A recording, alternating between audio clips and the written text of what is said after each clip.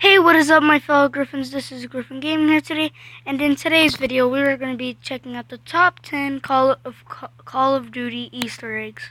So let's get into this.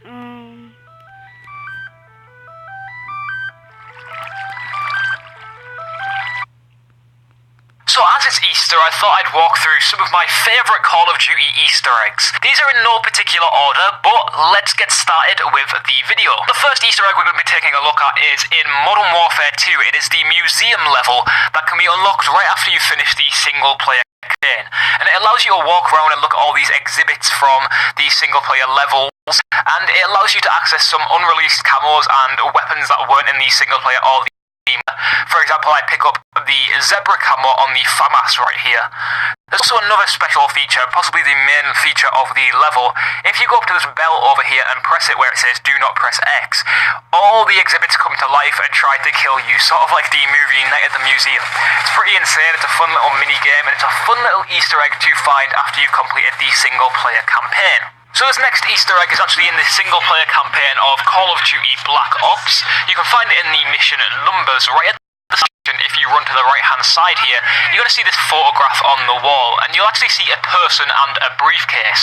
Now this person is actually very interesting because this one is actually Clark S. Nova, and you might have heard that name from the most recent Call of Duty Zombies songs.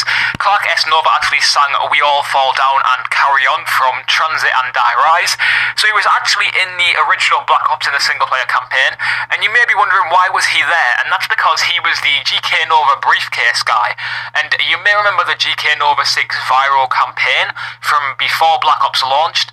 There was actually a moment where the Call of Duty VIPs went to a hotel to check out Black Ops for the first time, and sitting there was Clark S. Nova with this briefcase, and he handed it over to the owner of CallOfDutyZombies.com, Carbon Fiber, and there was some interesting documents and stuff in there, and he was in the game also, so that was pretty cool to see, a nice little Easter egg if you know the backstory, and it makes a little bit more sense now that he's singing some songs for the Zombies mode. So this next Easter egg is in Modern Warfare 3, it's in the multiplayer mode, and it's on the multiplayer map Lockdown. If we go into spectator mode and fly over to this window in the area of the map where the hung men are, if we fly through the window, we're going to see a giant teddy bear holding two golden desert eagles. This is actually the model of the golden desert eagle from Call of Duty 4, and it's not even in Modern Warfare 3, or even Modern Warfare 2 as a matter of fact. Okay, guys, sorry I wasn't too clear that I was like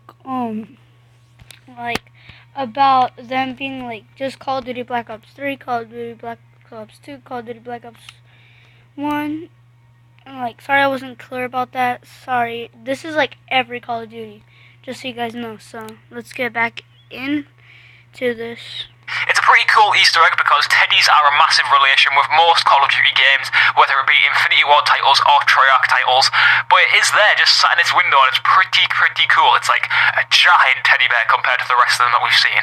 So this Easter egg is in Call of Duty World at War's single player campaign on the mission Little Resistance, and this is the first time we ever saw the ray gun in the Call of Duty franchise. It was actually in the single player campaign before it a lot of people will probably find interesting. You could unlock it by starting the level and jumping in these holes on the beach, and once you've jumped in them all, these statues will raise around and these really weird voices will start saying some interesting stuff to you, and then in the mouths of all these statues will be a ray gun, and you can use it in the single campaign. Very interesting to see that it's become such a phenomenon in Zombies after this, but of course this was technically the first place you could find it in World at War, because originally Nazi Zombies wasn't unlocked until after you completed the campaign, so you were most likely to come across this before you came across it in the Zombies game mode. That's pretty interesting for all the newer zombie players that didn't play World at War. There you go, that's where your precious ray gun came from. Alright, so this one is actually in Black Ops 2. This is in the Zombies map Die Rise, and you probably know this Easter egg. This is the PhD Flopper Easter egg. You can see the PhD flopper machine if you go down the elevator shaft that just drops down. You'll be able to see it at a quick glance through one of the doors here. It's a massive troll by the Treyarch Zombies team. You cannot access it, you cannot buy PhD flopper, you cannot in any way get PhD flopper on the Zombies map Die Rise. It's one huge troll from the Zombies team, and it's a fantastic little Easter egg because it got so many people worked up for many weeks as people tried to find out how to get it. Turns out you can't in the long run, but it is a funny little Easter egg that I liked a lot. So the next one is in Call of Duty Black Ops, also in the mission numbers in the single player campaign. If you throw grenades at all these Nova 6 canisters right at the beginning of the mission until all of them explode, and then run over to here and press this tape like recorder thing, it'll go down, the screen will start shaking, and then you carry on with a mission at this point where you're at the fridge.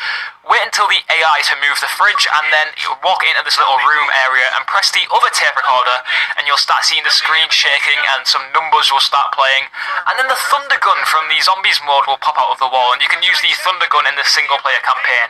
Very reminiscent of the ray gun from World at War, obviously, that little Easter egg in Little Resistance. Probably the reason they did this. You zombie moans every now and again when you use this. Very cool Easter egg for all the zombie fans. It helps if you're doing like a veteran playthrough and stuff like that. So yeah, cool little Easter egg. So in the Modern Warfare 2 single player campaign on the mission Wolverines, this is the Defend the Burger Town mission, and when you get to this area where you see Burger Town, there's the taco restaurant and there's Nate's. I think the bar's called Nate's. This place is actually based off somewhere in real life. It's based off somewhere in Vancouver, Washington, in the United States of America, and basically there's an actual burger place, an actual Taco Bell, and I believe what used to be a TGI Fridays. Don't think it is anymore, but you can actually find this place in real life, and I've actually found some images from Google Maps and compared them side by side with some images I took in Modern Warfare 2, and you can see them right here on the screen. They are identical, they are the same place. It's completely based off somewhere in real life, and someone actually did a video where they drove around the area and actually did the same route in Modern Warfare 2. Okay, guys, this is pretty cool and weird. Like, look, as you guys can see, let me go to my menu, bro. Look, oh, never mind, it doesn't give me that. But look, as you can see, the arrows aren't facing the exact way. See, on the left picture, it's faced towards my character with the gun, and then that picture on the right, which this guy's friend took and sent it to me. It's faced towards the car. That's odd. So let's get back into this.